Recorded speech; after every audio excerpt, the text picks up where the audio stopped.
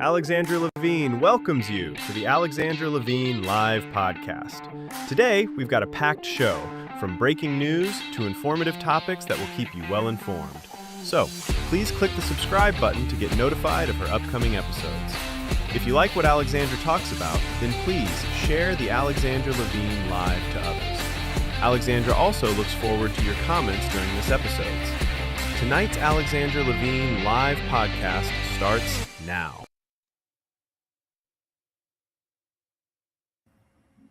Well, hello, everyone. Hello, this is Alexandra Levine live with the America's Pulse Network. We are all in tonight with me, Alexandra Levine. As you know, underway voting started all day in Virginia today about the amendments. As you know, Barack Hussein Obama came to the state of Virginia with Governor Wes Moore of Maryland to push this redistricting amendment. I beg the people of Virginia to vote no. Vote no for redistricting. If you vote yes, what it will do is it will Democrats, Republicans will have no power in the state of Virginia. So if you are Virginian listening to me tonight and you are at the voting booth, please vote no for the redistricting. Of course, we have two breaking newses before we go into our special guest. Let's put up the first image. So this is actually going to tie into our special guest. So my good friend, David Harris Jr., who's on Newsmax, he said, breaking, newly elected Hungarian prime minister announces Prime Minister of Israel Netanyahu will be arrested if he enters Hungary. He said that recently in a press conference. My special guest will delve into that, but that is breaking news. And then this is our second breaking news, second image. So Ursula openly admitted that withholding EU funds from the Orban government had an impact on the elections. She emphasized that a total of 17 billion euros had been frozen, which is a huge amount for an economy the size of Hungary. She added that the missing EU funds were also reflected in the further deterioration of the country's competitiveness, which was ultimately confirmed by the voters in the polling booths. Meanwhile, even Mungar Peter admitted it several times in 2024, as the Orban government has stated on countless occasions that the Hungarian government had fulfilled the reforms requested by the EU Commission. Yet Ursula still did not hand over the EU funds to the Orban government. This is a serious interference in the elections and an abuse of power. And we will get into that later in this show.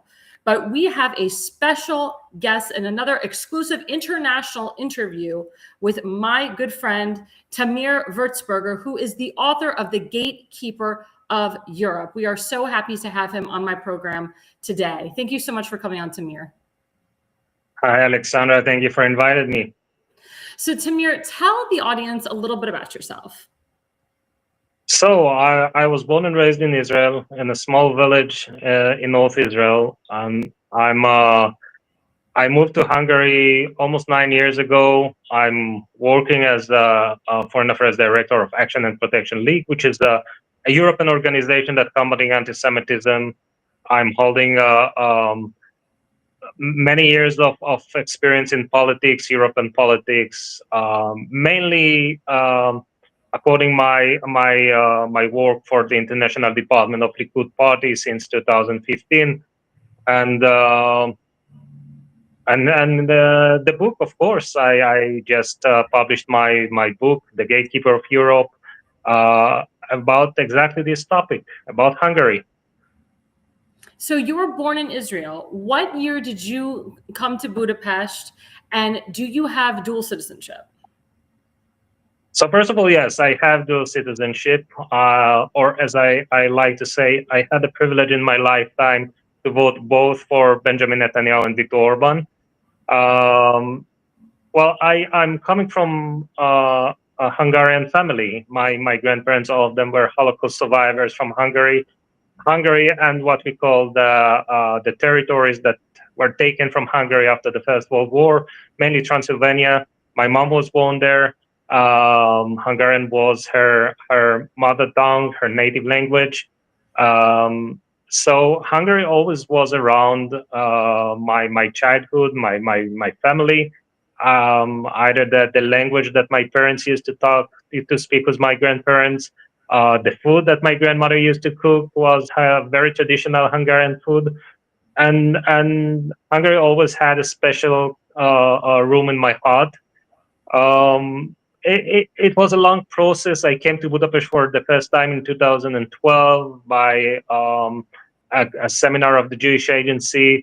I fell in love with the place, and back then anti-Semitism was really bad. So in some way, I even felt some sense of mission to come here and to strengthen the Jewish community and to fight anti-Semitism. And actually, this is what I'm doing today for my living. So elaborate more on the Action and Protection League, and are you the only country that has something like this? Well, there are many countries who has some organizations that doing many that are focusing monitoring, but yes, Hungary is actually the only country which has a professional organization that combating anti-Semitism with operative tools. It means we have an actual tools to combat anti-Semitism. Um, it's education programs, and it's a very progress monitoring system that we developed, which allows us not only to monitor anti-Semitism with the traditional sources, which are mainly the open sources, the police reports or what the authorities has, but we developed a system that allows us to find hate speech and anti-Semitism in social media as well. So this is something very, very unique. And yes, I'm a foreign affairs director. I'm leading the office in Brussels, and I'm working in the European Parliament and the European institutions. So I think what's really special about this organization and Hungary is that this organization got a very big support from the Hungarian government from the first moment. Well, I can tell you, when I was in Hungary, they did not have any pro-Hamas protests, any free Palestine stuff going on. And when I spoke to Martanya Grozdi, he said they don't allow it in the country. They don't allow any hate speech or any anti-Semitism. And me as a Jew, and you're Jewish too, I feel very safe being in your country. Do you feel the same?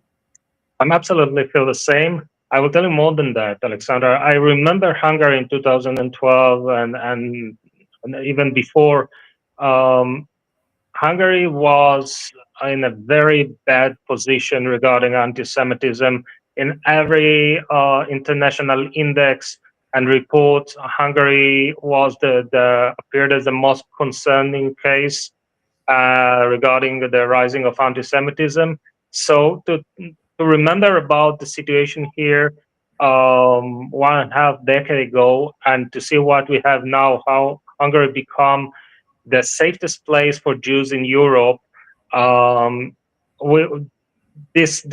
main reason is Viktor Orban and the Hungarian government that took it as a national task to fight anti-Semitism and to make the Jewish life much safer. People usually talking about the obvious things, like you mentioned the pro-Hamas demonstrations that they didn't let them do it here, or the veto in the European Parliament, or not the European Parliament, but the European Council, the Council of the European Union, where Hungary veto any anti-Israeli resolution. It's much more than that. You see how Viktor Orban sees that the Jewish heritage and the Jewish culture as unseparated part of the Hungarian collective and the Hungarian story. And for many years, the Hungarian government invested fortune in renovation and reconstruction and of Jewish synagogues and institutions and cemeteries. I have ancestors in the Jewish cemetery in one of the villages in North Hungary, and I remember when I came there for the first time, it was like a jungle. You barely could find the gravestones, but now when you will go there, it's clean. It's very friendly, and you can see that the authorities invested in this place in order to respect not only the Jews who are living today in Hungary, but also those who lived here for centuries and contributed for this country. That's beautiful to hear. So, Tamir, how did you get involved with the politics in Hungary, or what made you interested in the politics in Hungary? Well, I always was interested in politics in general, mainly in Israel when I lived in Israel. But I got involved with international activity in 2015 when I joined the international team of the Likud party back then, together with the one who was the foreign affairs director of the Likud party and now is the Israeli ambassador to Singapore, and my dear friend Eli Wertzberger. I actually joined him in 2015. We started here in Budapest in a delegation that actually I was the one who initiated it together with the Jewish community here. They invited us. We came here for the first Likud delegation since decades. And this is how I started my international activity. I had the privilege to be a Likud representative in few international organizations, including the European Democratic Students, which is the biggest student organization in Europe.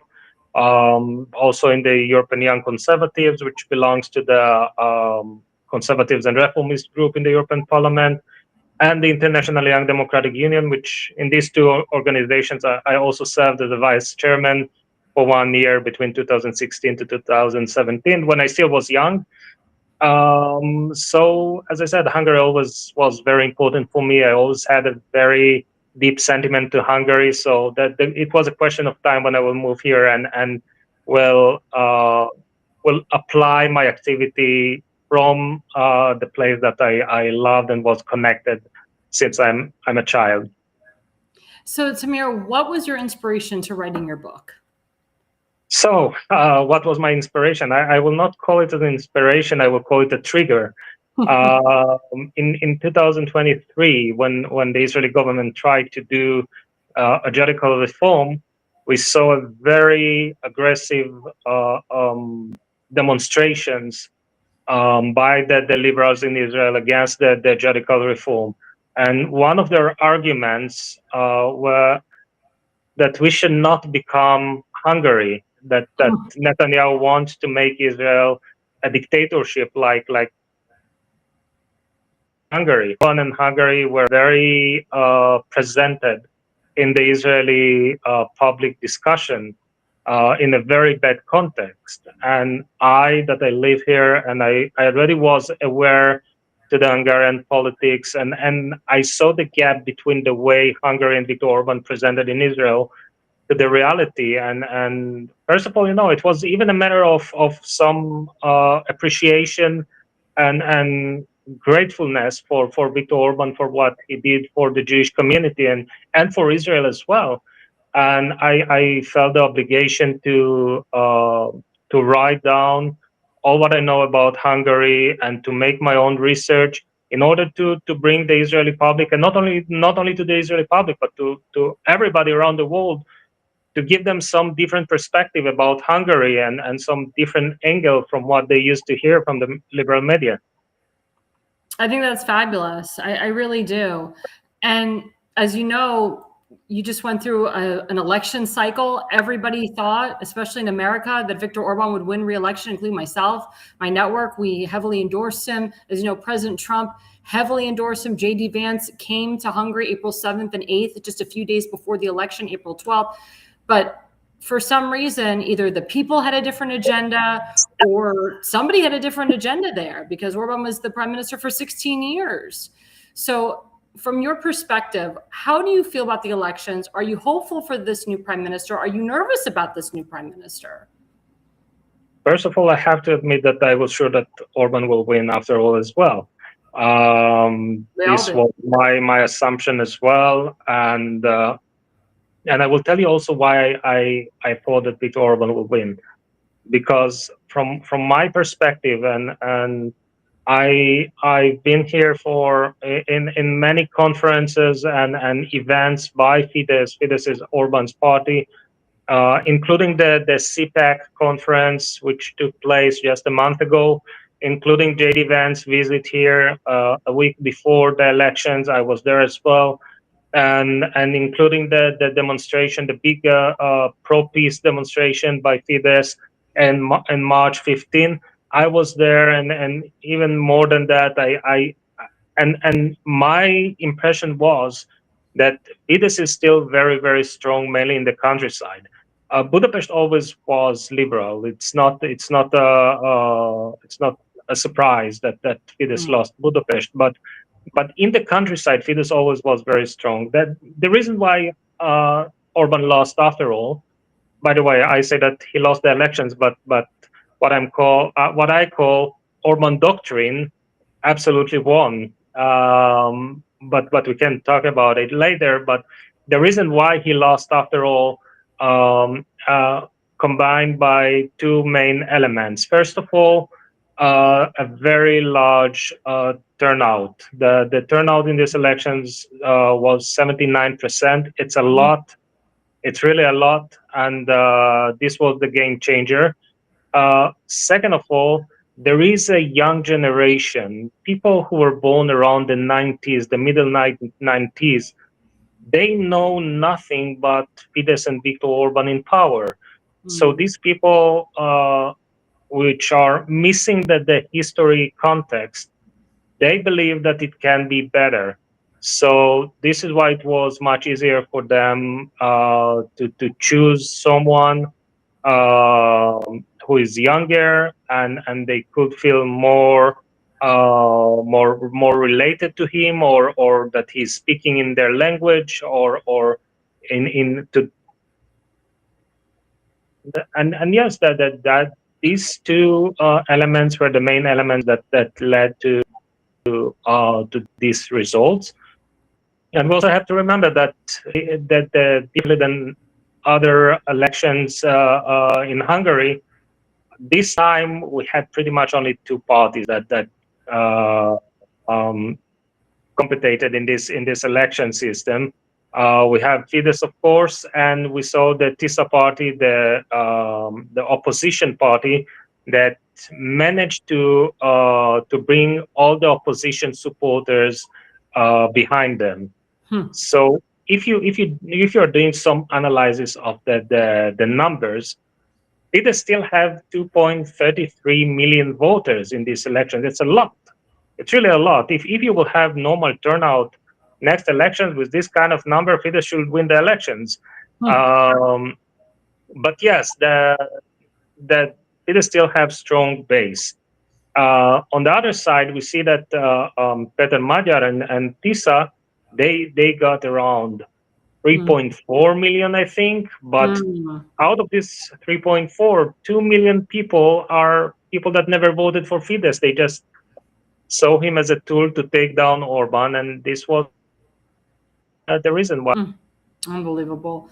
Now, there's some reports coming out on social media and so forth. 1 minute your prime minister-elect sounds like he's more conservative than Orban. He stated that he's going to even continue building the wall and make it very hard for illegals to come into your country. But then on the other side, he is pressing to get rid of the president of Hungary. And then the other day, he had a press conference with the Prime Minister of Canada, and a question was asked about the ICC, and your Prime Minister-elect said that he would adhere to the rules of the ICC, meaning arresting Prime Minister of Israel Netanyahu if he came to visit Hungary. Now, why would he say that? There's so many Israelis that live in Hungary. There's a lot of Israelis that have dual citizenship, that are snowbirds and own businesses in Hungary. What would compel the new prime minister to say that? Because as we know, Viktor Orban and Netanyahu had such a strong alliance. What does this do for the Israelis that like to come visit Hungary? Are they going to not visit Hungary because of what this prime minister-elect said? Well, I will tell you the truth. On that point, I'm trying not to get too excited by what he says. I always say that we should wait, because we must remember that we are only 1 week after the elections. The new administration has not come into effect yet, so they didn't get the power yet. so they can still talk. Why he did it? I will tell you the truth. In my opinion, during the election campaign, he tried to say nothing controversial because his supporters came mainly from the left and some from the right that he managed to take from Fidesz.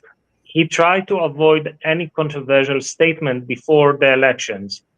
My feeling is, or my impression now, is that after he got elected, he's trying to satisfy everybody. So at the beginning, he invited Netanyahu, and yesterday, as you mentioned, he said that he wants to come back to the ICC, and it means that he will arrest Netanyahu. I didn't celebrate when he invited Netanyahu, and I'm not running to conclusions when he said yesterday that he will arrest Netanyahu if he will come from one main reason. What he sees now not necessarily will be the same when he will get into the prime minister office and will realize how deep the relations with Israel and how much Hungary rely on Israeli technology and security, mainly regarding the fence, the wall that you talked about. I remember in 2015 when Hungary stopped the immigrants and built the wall. I remember that back then it was reported, it's published, you can see it everywhere, that Israel helped Hungary a lot with equipment, with experience, with technology. So I think when he will get into the office and will realize how much he rely on Israel, maybe he will speak differently. But this is why I say we should wait. We should wait because we need to examine him according what he is doing and not what he's saying now. I think what was scary to a lot of people is George Soros, backed him and said, thank God he's the new prime minister. Obama, Biden, they all praised him. It was mostly the socialists and the far left. And then, of course, the EU, Commissioner Ursula, she is like in love with him. She's thinking that he's going to work with her and that he's going to sign off on the $90 billion that she wants to give to Ukraine to help fund Ukraine and give Ukraine more arms. Do you agree with that? Well, I have a deep problem with the European Union or the way the European Union is operated now. Mm-hmm. And I think that it's related to the very core question of why we are talking about Hungary from the first place. What is so special about Hungary, and why Hungary becomes so important country that J.D. Vance is coming here and Putin cares about what's going on here, and the European Union is so involved in what's going on here. So I think that this is the main question and that the main issue that we must all understand regarding Hungary. How comes that a small country in Central Europe with 10 million people, which is absolutely not a powerful country, not militarily, not economically, how comes that this country becomes so important and getting so much attention? And the reason is because you have one main conflict today around the world. Let's say it in this way. I'm trying to be very careful with my words. I don't want to say a war, but we have a very big conflict globally between two main forces. One is the conservative patriotic forces, and the other one is the progressive liberals. Mm-hmm. And when we're looking on these two groups, we have in one side the sovereignty camp, and the other side we have the globalists. So when we're looking on the European Union, when we're doing zoom into the European Union, we see how the European Union for the last decade become kind of supranational platform with satellite countries and central power from Brussels. And in some way, when you look at it deeply, it looks more and more not like the European Union, but more like the Soviet Union. This is exactly how they operated. There was the central power in Moscow and satellite countries. And this is exactly what the European Union is trying to do now. The European Union started as a framework to promote cooperation mainly on economic and economy and trade and industry. But at the last few decades, they shifted it to a very different place, and Viktor Orban was the only one who stood against it and fought for the sovereignty and the conservative values against this trend, this efforts of the Brussels bureaucrats to apply their power on the member states. You're 100% correct. Now, we touched on this a little bit earlier, but when I was in Hungary, I was involved with the Jewish lifestyle there. I went to the Chabad of Budapest, which is a huge Chabad. Oh my God, the Friday night was just insane with so many people from all different parts of the country and the world, which is amazing. But you're there every day. So explain to my audience, that I have a lot of Jewish people that watch my program. Explain to my Jewish audience Jewish life in Hungary. Well, I don't know how Jewish lives are in different places. I can tell you that, I think that the last 2.5 years during the war in Gaza emphasized the best how the life in Budapest, how is the life in Budapest for Jews. And I remember when October 7th just happened, that support for Israel is not by the veto in the European Union and not only by the good relations with Netanyahu. The support for Israel, came in many other ways and directions. I remember I'm working in the European Parliament. I'm working very, very closely with the Fidesz delegation to the European Parliament, with the commissioner, the Hungarian commissioner, Oliver Varhely, who is amazing guy and great supporter of Israel and the Jewish people. And 2 days after October 7th, the commissioner Varhely, back then he was the commissioner for neighboring countries, he announced 2 days after that he will suspend the fundings to the Palestinian Authority because of the anti-Semitism and incitement for violence in the Palestinian textbook, the education system, and also because of the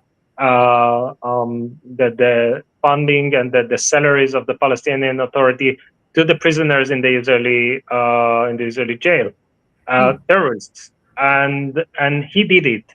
It was the third time when he tried to do that, and he did it for a while, and then the foreign affairs of the European Union, it was Joseph Borrell back then.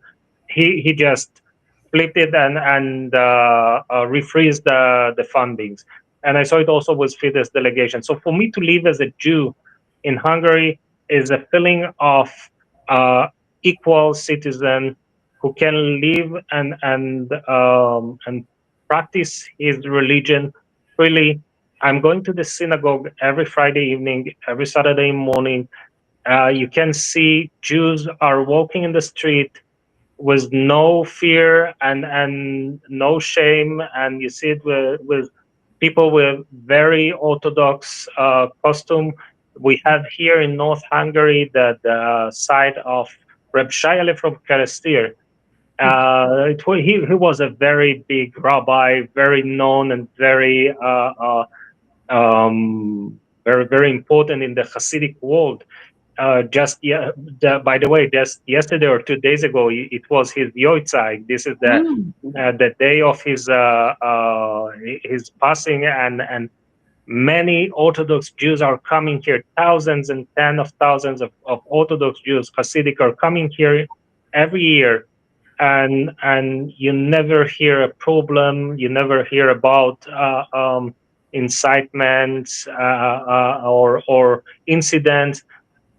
And this is Hungary. This is how to be a Jew in Hungary, is to live your life as you want, without any fear. I love it. It's a great motto. It's a phenomenal motto. We just have a couple more questions. So this is a big one. Do you believe Hungary is going to stay capitalist in your mind, even with the new leadership coming in? Or, God forbid, do you believe it's going to go back to socialism? Well, again, this is a question that we will have to examine the moment that the government will come into effect and will start to work. They have all the mandatory to do whatever they want, pretty much. So we will judge them according what they will do. I want to believe that Péter Magyar, the new elected prime minister, he's after all a conservative who came from a conservative family, and he grew up in Fidesz under Orban supervision. So I don't think that his positions, his ideology is far away from Fidesz and Viktor Orban. But we will see. Again, this is something we can know only when the government will start to work. And why do you want people to read your book, and what knowledge can people gain from reading your book? So first of all, I will say a few words about my book. My book is actually, it's about Hungary, but I'm taking Hungary as a case study, because from the understanding that we have a worldwide phenomenon when the liberals, the progressive liberals, and the conservative patriots are fighting and clashing pretty much everywhere on the globe. From South America and Brazil, we see what is happening with Bolsonaro, and even in the United States, we saw what happened with Trump after he got lost the elections to Biden, and the persecution against him. We see it in France with Marine Le Pen as well, how the institutions persecuting the political opponents. We see it in Israel as well. We see it everywhere around the world. And Hungary is so special, and I think it's connected to what I talked before. Hungary is so special because in Hungary, Viktor Orban managed to build a conservative patriotic stronghold, and he managed to defeat the left, the progressive liberals, not only in the elections, not only in the polls, but mainly intellectually and institutionally. And this is what I'm writing about. This is what my book is about. It's about Orban's doctrine, what he did in Hungary, how he did it, on which historical and ideological background his policy based on, and how it's all narrowed to the conflict with the European Union on the European identity and on the European structure. So again, this is a case study. It's not only to learn about Hungary, but it's also to learn about your own countries and your own conflict, because some of the feedbacks that I'm getting from Israel is that many people who were reading the book, they felt that they are reading about their own political situation. And that was my main goal, that people will read it everywhere, will see that the connection between what happened in Hungary and what is happening in their countries, and they might take some ideas or some tools from what Viktor Orban did here, as the only country where he actually managed to do that, to defeat the left. And I will say something that I said that I will mention it earlier, that Viktor Orban lost the election, but Orban's doctrine won. And when you see the results, you see how the successor of Viktor Orban is someone who came from his party, from his let's go ideological greenhouse, and the left parties totally disappeared from the political spectrum of Hungary. So now in the Hungarian parliament, you have only three parties. All of them are pretty much right wing. So you have soft right, soft conservative, hard conservatives and far right, which is Mihazang. This is another story. This is a very controversial party, but very far right. So this is the Hungarian politics today. And Viktor Orban started his political career 40 years ago in order to fight the communist regime, in order to clean up the Hungarian state, the Hungarian institution from any communist influence, and he managed to complete it 40 years later in the elections that he actually lost. Well, see, that makes me feel good, and that makes a lot of people feel good, and it makes me want to come to your country again. And I will definitely be there for CPAC Hungary because I missed it this last time. But I love your country, and I've spoken so well of your country. But the things that you're saying are very enlightening to me. And like I said, I pray and I hope with the new prime minister coming in that he will follow in Viktor Orban's footsteps, or he will continue Viktor Orban's legacy. That's what we all hope for. That's what we all pray for. Absolutely. Because, you can agree or disagree with things that the previous government did, which is okay. This is part of the political game. Political game and democracy must contain and to show tolerance to different opinions. But I think when you see Hungary today, and to those who knows what happened here before, especially before the transition to a democratic regime, but even the first 20 years, people who knows what happened back then, they know to appreciate what Viktor Orban did here for the last 16 years. Exactly. Well, thank you so much for being on our program. I love it. I love your book. And we have the link. We will be sending out the QR code to everybody for them to order your book. And I understand it's in Hebrew, Hungarian, and you're working on getting it translated in English. Is that correct? That's correct. Hopefully soon.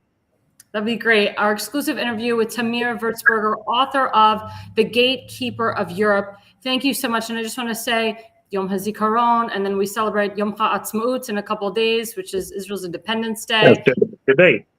Yeah, it's today. Well, yeah, it's today. You're right. Over there, where you are, it's today. Yeah, well, where I am, it's today. For you, you have more few hours. Yeah, so hopefully everybody is celebrating Yom HaAtzmaut all over the country and the world. Thank you so much for being on. We really appreciate it. Thank you so much, Alexandra. Thank you. And that's it for us tonight, Alexandra Levine Live. You can like and subscribe us at all of the regular stations such as Facebook, YouTube, TikTok, and so forth. Thank you guys for watching. And the reason you listen and the reason you watch is you are no idiot. Alexandra, thanks you for watching tonight's Alexandra Levine Live podcast. See you at the next packed show, from breaking news to informative topics that will keep you informed. So please click the subscribe button to get notified for upcoming episodes. If you like what the Alexandra talks about, then share the Alexandra Levine Live podcast with others. Alexandra also looks forward to seeing you in the next upcoming episode.